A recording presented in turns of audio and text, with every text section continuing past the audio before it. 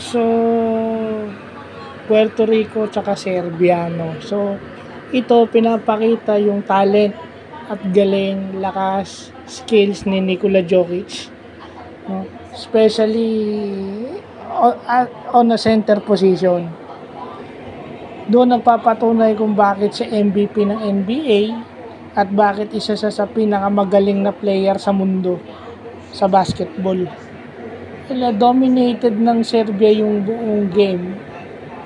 Puerto Rico can do as much, no?